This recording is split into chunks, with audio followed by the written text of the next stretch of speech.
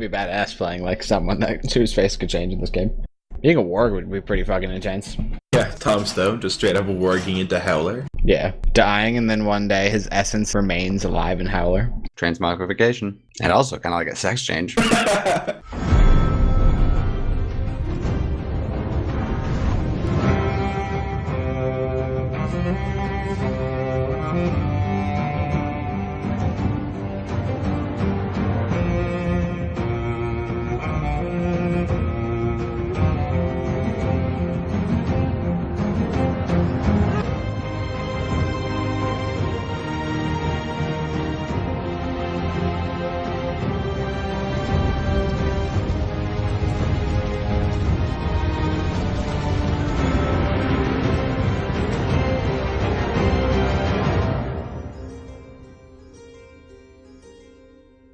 Basically, this RP session, you are going back up to the Ravens if there is a message from the Raven you'd sent.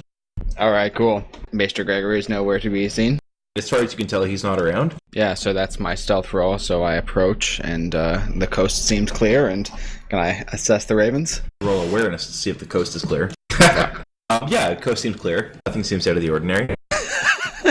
I'm just like seeming like I'm supposed to be there, and I'll appraise the Ravens and see if there's any messages with green wax. Yeah, teal green. Okay, so basically as soon as you walk into the room, you approach the Ravens, and looking over them, you begin to search for a letter. You find nothing. However, as you're searching, you hear the door close behind you. Oh god. I assume you turn around at this point. Yeah, so I sort of nonchalantly turn around and see who it is. You see a young boy with dark brown hair and brown eyes, the spitting image of Lord Eldon. You recognize him as Aemir II, Eldon's youngest son, and Edric's brother. You see clutched in his hand a small scroll sealed with green wax. I say, what you got there, boy?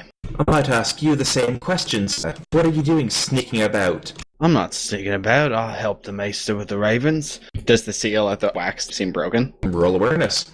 Oh, that's more aware. I could have used that before. Yeah, so looking at it, you can see it does not appear to open, so it appears he has not read the letter. Why are you in here with the Ravens? Has there been any mail for you? No, but it appears there's been some for you. I saw you. You snuck in here. You sent a raven away. A special raven. You talked to it. It came back with this letter. Well, then I guess that letter's for me, then. Can you hand it over? And I hold out my hand and take a step forward. He looks down at the scroll clutched in his fist and seems contemplative or pensive. And looking at you, he says, "It seems to me that this letter might be property of House Highmount. These are our ravens, are they not?" They're the house's ravens, yeah. But like you said, that's my mail.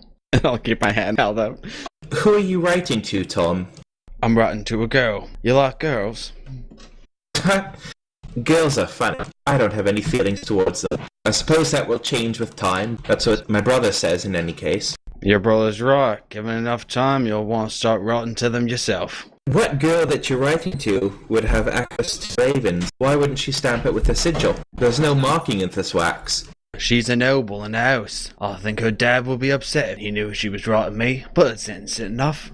Roll deception. Yeah, definitely lying. With bluff, obviously. You got a 12, eh? Yeah. Amber just gives you like a shake of his head. He goes, "You're lying. There's no girl." So what, you're gonna run off and take my letter to your dad? What do you want for it, boy? Everybody wants something. He kind of like gives a small laugh as a child who does not understand the question, and he says, "I want nothing. If I were to take this to my father, I'd have done so already. He's been home for quite some time. I want to know what you're doing, Tom." Look in my eyes. And I take another couple steps forward. I'm not doing anything wrong. You're right, I was lying. There's no girl. But I can't tell you what that letter's about. That doesn't mean it's wrong. Secrets don't always mean someone's doing something bad. Does my father know? Your father doesn't know, but one day he might, if the time is right. He trusts you. You know that, right? I do, and I aim to be worthy of it. But I'm sure he doesn't tell me everything, unless he thinks I need to know. But what is so worth hiding that you would keep it from my father? You've seen how your older brother treats me, how your uncle treats me. Sometimes things of people's past come back at him. I wouldn't want your father to be tainted by my name. Do you understand?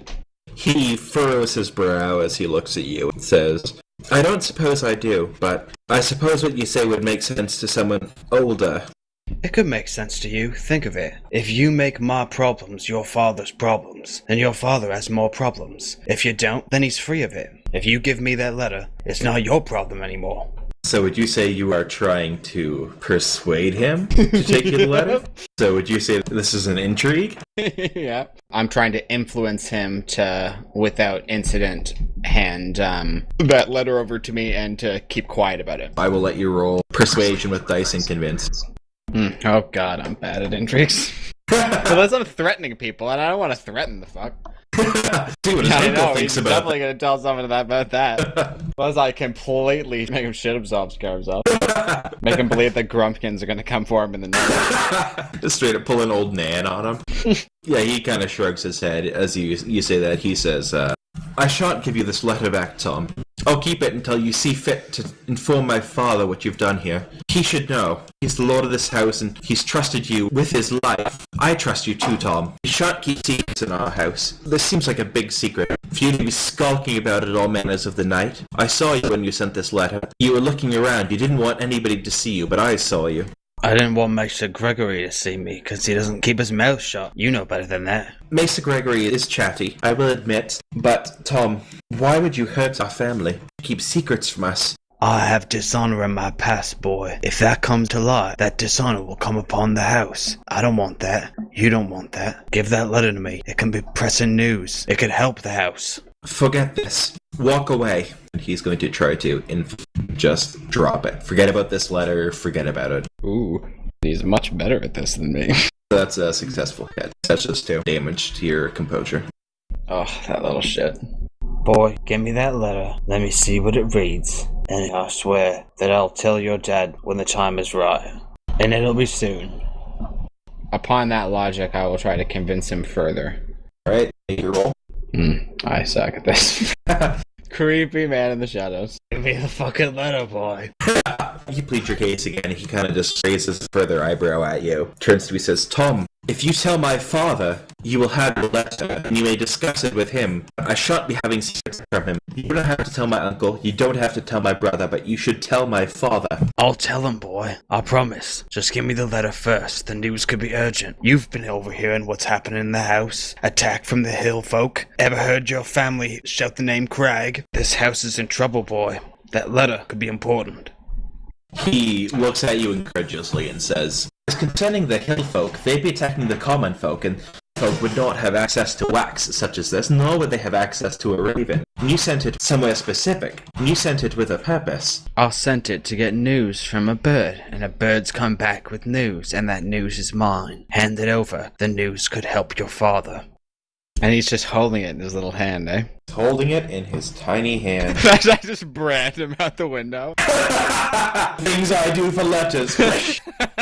Oh, shit. This kid's way too smart. I can't convince him that he's wrong or anything. I won't be able to convince him of shit. He turns to you, he says, Tom, go to my father and you shall have your letter. And he's going to attempt to bargain with him. But it has no impact on you whatsoever. You feel unmoved by his attempt at bargaining. There must be something you want, boy. I'll tell your father when it's time, but I'll need that letter now. What else could you want, boy? Your father must provide you with most things, but is there anything he doesn't give? Have you ever seen a girl with the knickers off? Have you ever drank a man's drink? I've no desire to do such things, Tom. Your attempts at bribery are petulant at best. Come on, boy. I'm desperate. I need that letter. I have no need for such things. I am a boy! And I'm, stepped up, right next to him. Tom, need I remind you who I am? I am Eldon's son. I am of Highmount, and you are subservient to me. And he will attempt to fall back on his shield of reputation. Sweet. Yeah, so he does that. It has no effect on you at all. Alright, so then I try to, bargain with him again. I say, how about this, boy? You hand over that letter, I'll read it with you together, and then at least you know, and I'll still tell your dad. So, roll a persuasion check. So, he listens to the words you say, and, well, he doesn't seem convinced by it at all. He kind of looks to you, and with a bit of trust in his eyes, he says, Tom, I shall read the letter to you, and then we shall both know. Oh shit, alright. I guess I let that out of the bag. Alright, so let me just pull the letter out of my ass here. Dear Tom Stone, you have officially subscribed to 15 magazines. You may already be a winner. You may already be a winner. Breaking the seal on the wax, he unravels the scroll and, looking at it, he begins reading out loud. Reading the words as best as he can for a well-learned boy, he speaks loud. He says, "To the lost turtle. The events surrounding House Highmount do appear to be interesting at least, and concerning at best. We appreciate your contact with us, and we hope to hear from you in the future. We miss you, provided you are who you claim to be, and we hope that you may reveal yourself to us proper someday." With that, he rolls the scroll up and says, "That's all there is. There's no signature." Well, that's disappointing. And I hold my hand out for it. He passes it to you. Having read what's on it, he feels there's no need to keep it from you any longer. I take it, I glance at it. The paragraph appears to say what he said. Yep, it says exactly that. Then I reach over the kid's shoulder and I put the letter up in the torch that's above his shoulder by the door. And once it's caught fire significantly enough, I toss it to the ground and I let it kind of consume itself on the ground. And I just keep looking at him. Lost turtle. Tom, are you an Estimant? What would you say there? That letter was for you, and it was addressed to the lost turtle, and the turtle is the sigil of House Estimant. Know your sigils, do you? Mr. Gregory has taught them to me well enough, yes, sir. Well, if I was an Estimant, I wouldn't be a bastard. Unless you weren't who you claimed to be. And why would a man do that? 'Tis as you said, sir. You have dishonor in your past. A man might want to hide that. So, how about it? I'm the lost turtle. Sometimes I ask other turtles if they know anything that would be help to the house, and the name that I say I am is Tom Stone. So, should I tell that to your father? Even if it could make the troubles of my past become his troubles, it's up to you. He looks away from you for a moment as if to think about what you've said. Turning back, he says, "I think you should do what you find right, but I think you should consider what my father has done for you over these years, and the man that my father is." With that, he turns away from you, away from the burning note on the ground, and walks out the door with nary a word he said.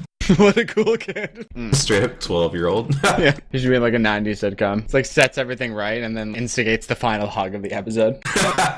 Alright, I think we'll call it there then. Good man, Taylor. Yep, good man.